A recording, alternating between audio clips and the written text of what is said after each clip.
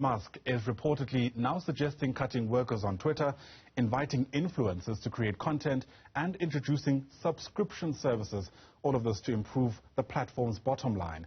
He was apparently in conversation with bankers before he took the social media giant from a public to a private listing.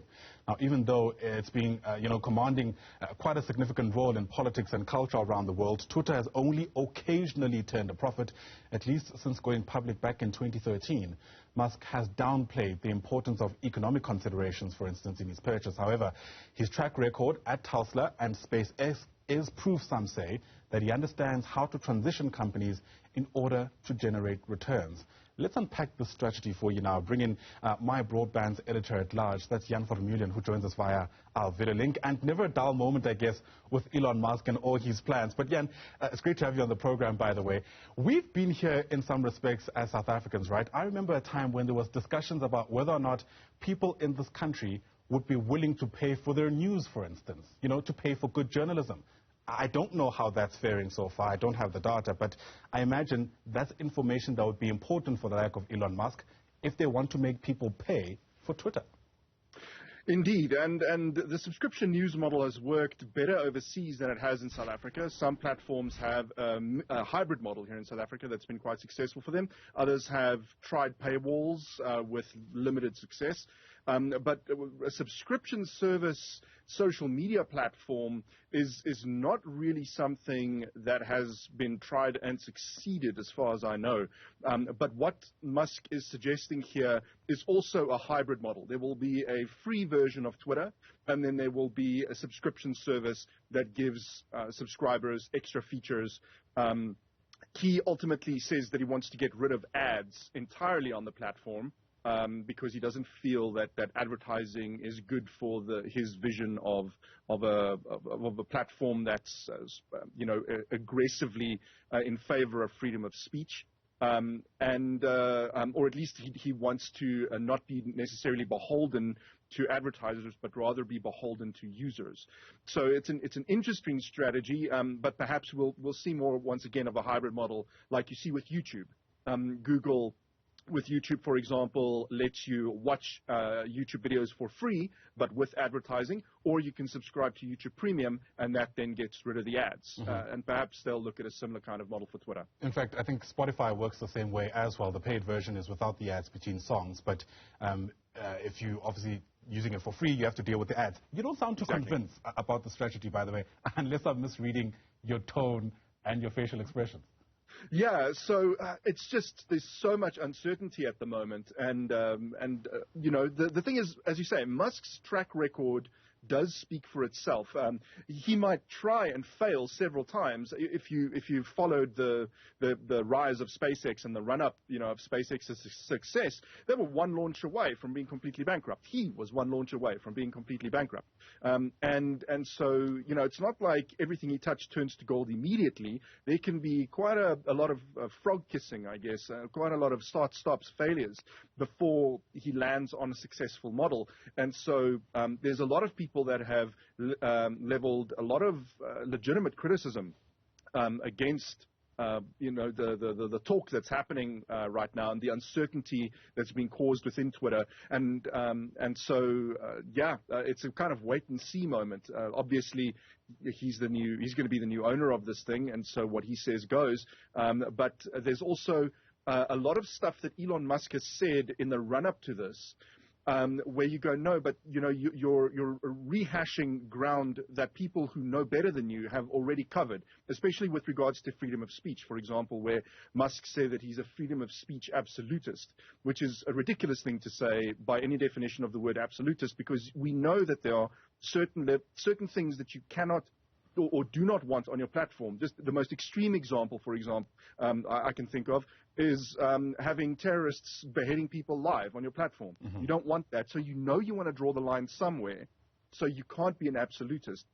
And so that's the kind of things, those are the kinds of things that I'm dubious about going into this, is that Elon Musk might be because this is not his area of expertise, that he's going to make the same mistakes that people who have come before him have made if he doesn't listen to good advice. Yeah. What also, I guess, muddies the waters a bit is around Twitter being considered a public good, as it were. I mean, because of how it's been used, because of the influence it has, some people going as far as to say that these platforms become more powerful than certain governments. It'll be a bit difficult to try and, I guess, again, draw a line somewhere in terms of making unilateral decisions about what happens with this platform. Yes, exactly. And while there's a lot of focus on Twitter, I think an important thing to keep in mind here is that Elon Musk's focus on Twitter is probably because he is a massive Twitter user. He has, around tens of millions of followers. I think like around 80 million followers. And so part of his interest here is almost certainly self-serving. This is a platform that he likes and uses, the platform where he has the most reach. And so he wants to ensure that he keeps that reach and that the platform continues to exist. But you can make the exact same arguments for platforms like TikTok and YouTube. And in particular in South Africa, we're seeing more and more political speech going to platforms like TikTok, where I think people are able to express themselves in a more nuanced way. Whereas, Twitter, the 280 character limit and also text itself is quite limiting. And especially in a country like South Africa, where English is often not our first language, I'm fortunate that it's my second language, but for many people it's a third, fourth, fifth language. And so, on a platform like Twitter, where a lot of the discourse happens in English, especially in a country like South Africa and in the United States, if we want to engage with the stuff that happens there, it can be quite limiting, whereas platforms like TikTok and YouTube, I think people have found quite freeing. But there's no discussion about their influence on political discourse or their value as a public good or as a public square. All the focus right now is on Twitter purely because of Elon Musk's involvement. And I think it's important just to keep that in perspective, is that, yes, it's true, but so it is equally true for all of these other platforms as well. Absolutely. The big plus and simultaneous minus for platforms like Twitter, Facebook, et cetera, is that they've really blurred these geographical lines, these geopolitical lines that exist across countries. In fact, in an increasingly globalized world, those platforms work. However, they've also complicated, for instance, how those platforms are to be responded to in different countries because of the different laws that exist. I mean, in our context, for instance, if Elon Musk were to go down this route of absolute free speech, whatever that looks like, how much power would legislatures have in this country to be able to introduce their own restrictions? Yeah, a great question, and I suspect the answer there is none, right? So I think that's one of the benefits companies like these have incorporating in the United States. It probably has the most aggressive, depending on which state you're in, of course, but, I'm thinking particularly of California with its anti-slap stuff. But the United States has aggressive protections for freedom of speech, freedom of expression, freedom of the press, and so on. And while we enjoy a lot of those similar freedoms here in South Africa, there are, as you say, slight differences, and in some cases, much greater restrictions here in South Africa. Now, where that would run up against our laws is if someone says something on that platform that's illegal, they can then be held accountable for that. And social media experts in South Africa, Emma Sidler comes to mind, have been very good about explaining how that would work, and we've seen it happen with people making racist utterances on platforms like Twitter that end up in front of a court and get fined for what they've said.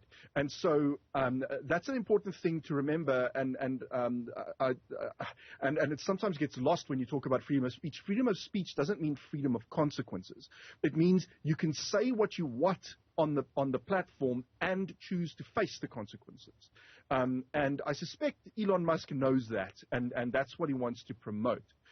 Is that, for example, he can tweet about Tesla's share price, but that means that he then gets sanctioned by the SEC in the United States.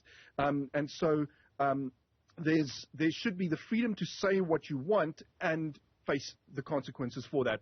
And another example that comes to mind is Edward Snowden in the United States, where he had freedom of speech, he had freedom of expression. Obviously, his government would try to censor him as much as possible, but the consequences of exercising that freedom is his exile. Yeah, we've seen several other people here at home. Adam Katsavelos comes to mind for me, I think, though, he posted his video on Facebook, it was, and eventually, of course, got sanctioned for criminal injuria. But another interesting element in all of this is around this use of influencers. And again, I don't want to downplay the influence of influencers, as it were, because we've seen their ability sometimes to, I guess, have people quite literally buy products.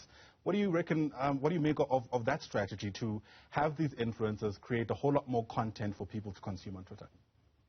Yeah, it's an interesting strategy, and it does work, provided the content is interesting, right? So the reason I keep going back to YouTube is because there is interesting stuff from people I like that put a lot of effort into what they create, and so. If you can create a similar kind of situation on Twitter, and this is a strategy that Google has tried, to a much lesser extent, to do with Google Plus, to try and get interest in that platform. And so it's not just about the influential people. Yeah, you want people that people already follow. Right, so as you say, an influencer, somebody who already has some kind of following, they then bring that to the platform. And something that Elon Musk remarked on is, major celebrities like Justin Bieber, for example, haven't tweeted in months. And so even, the use of Twitter as a promotional platform to go, come and watch my show, download my music. They're not even using it for that anymore. And that, I think, raises alarm bells, and that's probably the reason he wants to try and fix that. Really phenomenal, the journey we've traveled with this platform called Twitter. Thanks very much indeed for helping us, I guess, make sense of this next new chapter. Really appreciate your time. Jan Viljoen is the editor-at-large at My Broadband. Once again, Jan, thanks indeed.